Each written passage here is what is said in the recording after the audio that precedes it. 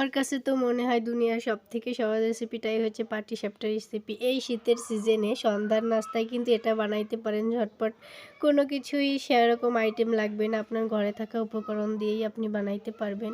তো এখানে নামিয়ে নিলাম। তো এখানে দুধটা খুব সুন্দর মতো আমি জাল করে নিয়েছি, দেখলেই বুঝতে পারবেন হলুদ হলুদ হয়ে আছে।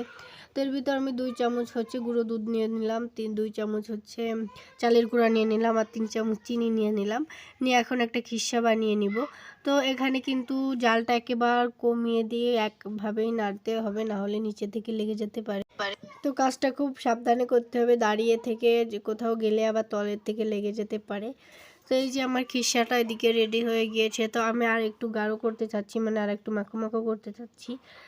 তো এই যে আমার হয়ে গেল। তো এই পাশে আমি হচ্ছে পিঠা বানানোর জন্য বেটারটা গুলিয়ে নিব। তো দেখেন আমার এরকম যখন হয়েছে, যখন ঠান্ডা হবে তখন আর একটু শক্ত হবে। তো এখানে আমি আটা নিয়ে নিলাম, তার ভিতরে পরিমাণ মতো লবণ দিয়ে নিলাম। তো এই যে আটার সাথে লবণটা মিক্সড করে নিলাম, আর এখানে নর্মাল পানি, ঠান্ডা পানি, মানে যেটা নর্মাল আমরা খাই ওই পানিটাই দিলাম। দেওয়ার পরে খুব সুন্দর মতো এখানে গুলিয়ে এক হাতে আমি ভিডিও করতেছিলাম আর এক হাত দিয়ে কাজ করতেছিলাম, এই কারণে একটু প্রবলেম হচ্ছিল। এই কারণে হচ্ছে আমি আটাটা অফ ক্যামেরায় গুলিয়ে নিলাম।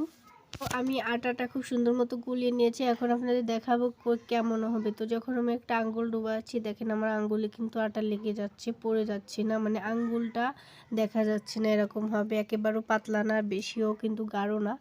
তো এখন এই যে সব কিছু রেডি। আমি ফ্রাই প্যান নিয়ে নিলাম, একটু তেল ব্রাশ করে নিয়েছি।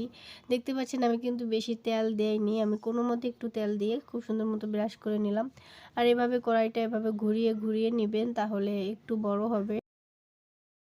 তো আমি আটাটা দেওয়ার সাথে সাথেই খিসাটা দিব না, যখন দেখব খুব সুন্দর মতো পিঠাটা হয়ে গেছে, মানে আটাটা শুকায় আসছে, তখন আমি খিসাটা দিয়ে নিব। তো খিসা দেওয়ার কিছু সময় অপেক্ষা করব, তারপরে এই যে দেন আমি এটা খুব সুন্দর মতো উল্টে নিব। প্রথমে একটু খুন্তি দিয়েই করার চেষ্টা করবেন, যখন দেখবেন পুরোপুরি পিঠাটা উঠে আসতেছে তখন হাত দিয়ে করবেন। তো বললাম যেটা আমার এক হাতে ক্যামেরা, এক হাতে হচ্ছে পিঠা বানানো একটু টাফ হয়ে যায়। তারপর আপনাদের দেখানোর মানে বোঝার সুবিধার্থে আমি ভিডিওটা অন রাখছিলাম। তো এই যে দেখেন যেখানে একটু লেগে লেগে আসতেছিল, তখন আমি খুন্তি দিয়ে একটু করে দিচ্ছিলাম। হাতটা খুব জ্বলতেছিল যেহেতু গরম কড়াই। তো এই যে আমি আর একটা পিঠা আপনাদেরকে বানিয়ে দেখাচ্ছি। খুব ইজি, একবার দেখলেই মানে খেয়াল করে দেখলেই বুঝতে পারবেন। মানে আমার মনে হয় এর থেকে সহজ রেসিপি হয়তো বা আর কোনো কিছুই না। খাইতে যেমন মজা, বানাইতে কিন্তু ততটাই সোজা। আমার খিসা শেষ হয়ে গেছিলো, এই কারণে কিছু আটা বেঁচে ছিল, তো সেটাই তো আর ফেলে দিতে পারি না, তাই না? এই কারণে আমি এখানে একটা রুটি বানিয়ে নিলাম। তো দেখেন আমি আটাটা শুধু হাত দিয়ে খুব সুন্দর মতো একটু মেলে দিয়েছিলাম, তো দেখেন কতটা নরম হয়েছে।